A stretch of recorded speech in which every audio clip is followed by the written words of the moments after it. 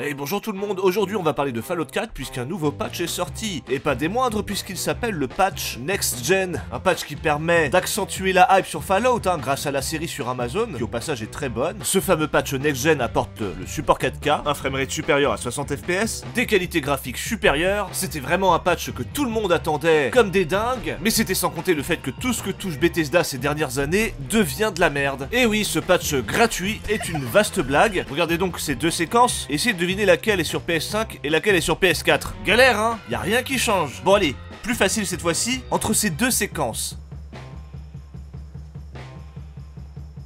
Eh bien vous allez être surpris, mais celle-ci est sur PS4 et celle-ci sur PS5. Quand je vous dis que tout ce que touche Bethesda devient de la merde, c'est pas une blague hein. Surtout que pour les joueurs PlayStation, ce patch gratuit Next Gen n'est pas tout à fait gratuit, puisque ceux qui se sont fait offrir le jeu ou qui l'ont eu en ayant souscrit à un abonnement PS Plus se doivent de racheter le jeu pour accéder à la mise à jour. C'est-à-dire qu'on vit dans un monde où même l'application du patch est buggée.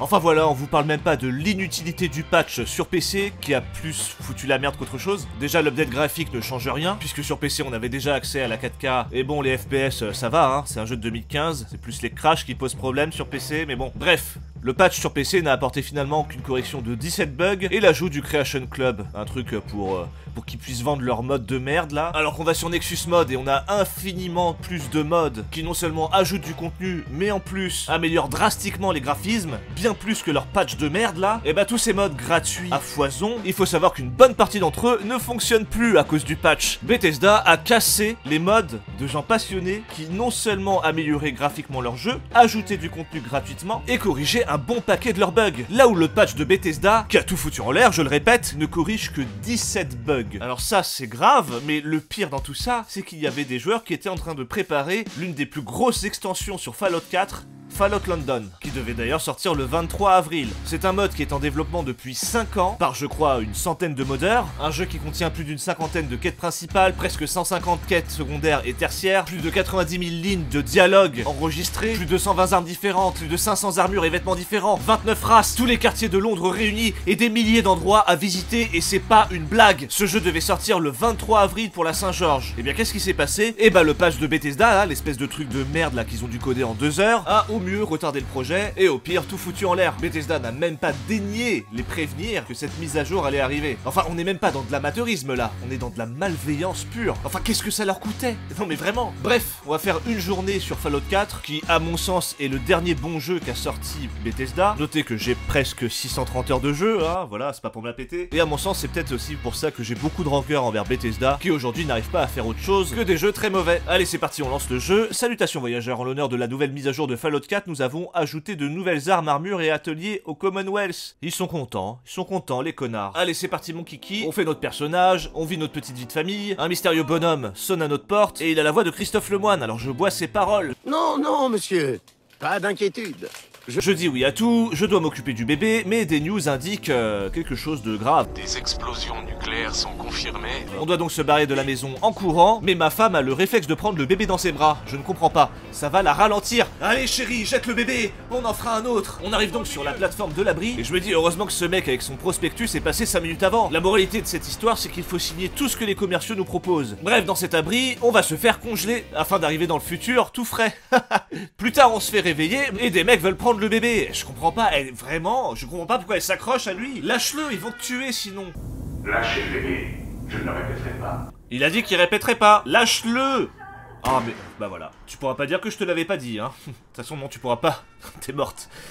Bref, on redevient un glaçon, on se rendort et on se réveille un peu plus tard. Mon premier réflexe est évidemment d'aller voir ma femme et de récupérer l'alliance au prix où elle m'a coûté. Et c'est parti mon kiki. Boum boum les rats de cafard, je récupère le Pimp Boy, on ouvre l'énorme porte, je change 2-3 choses sur mon personnage et on se retrouve enfin dehors dans ce paysage de désolation inhospitalier. C'est donc à ça que ressemblerait le monde si Bethesda était aux commandes. Bon allez c'est parti, on va directement à Sanctuary, on fait du easy level up, je vous rappelle que j'ai 630 heures de jeu. Je vous déconseille de faire ça si vous débutez, gardez-vous un peu de plaisir, savourez le jeu comme dirait... Du coup moi je pars sur un build chance et charme. Je rencontre évidemment sur la route Canigou, un chien qui est notre premier compagnon. Bref, on se bat contre des ratopes, etc. Mais jusqu'à maintenant dans le jeu, je n'ai vu aucune amélioration graphique, hein. Pas le moindre polygone supplémentaire, pas le moindre effet visuel supplémentaire, rien, absolument rien n'a changé. Mais bon, je me dis que l'effet nouvelle génération va peut-être arriver un peu plus tard dans le jeu. Peut-être vais-je être ébahi. Du coup je me mets en route pour sauver les miliciens. Pan pan pan, les brigands, pas un pixel n'a changé. Peut-être que les graphismes ont été améliorés en intérieur. Eh bien, non, pas un pixel n'a bougé non plus. Y a rien, absolument rien. Les améliorations graphiques sur PC sont inexistantes. Même Skyrim Special Edition avait fait mieux avec ses quelques effets de fumée. Mais là, rien. De la merde et encore de la merde. Le seul changement graphique que j'ai eu, c'est à cet endroit-là. Un gros bug de texture là, avec un bloc dégueulasse. Je vois à travers, mais pas... aucun sens quoi. Bon du coup j'ai libéré les miliciens, mais au moment de récupérer la quête, je spam afin qu'Idiosa avance s'enclenche. Ce qui fait que je reçois 5 fois l'expérience. Est-ce que je vous ai dit que j'avais 630 heures de jeu sur Fallout 4? Bon, il y a toujours des problèmes par contre pendant les combats, hein. Je veux dire, 36% de chance de toucher ma cible qui est à 30 cm de moi.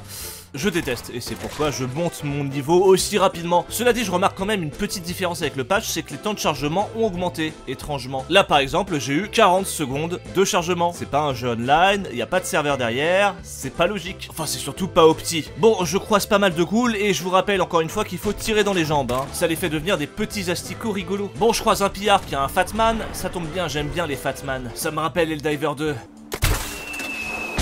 Bon, c'est bien beau de se balader, mais j'ai envie d'aider la confrérie de l'acier. Peut-être que si je les aide, ils me laisseront accéder à une technologie qui augmente les graphismes, qui sait.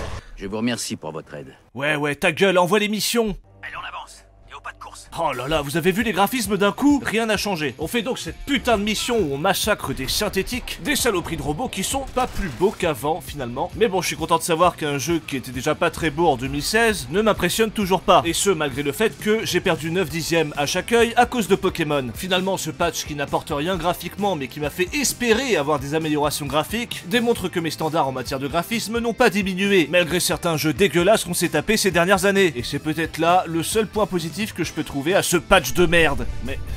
qu'il est con ce chien. Enfin bon, à côté de ça, je suis enfin devenu un membre à part de la confrérie de l'acier. J'ai reçu un rayon laser. Mon pote me présente à ses amis et leur demande de me souhaiter la bienvenue. Souhaitez la bienvenue à la nouvelle recrue de l'unité de reconnaissance.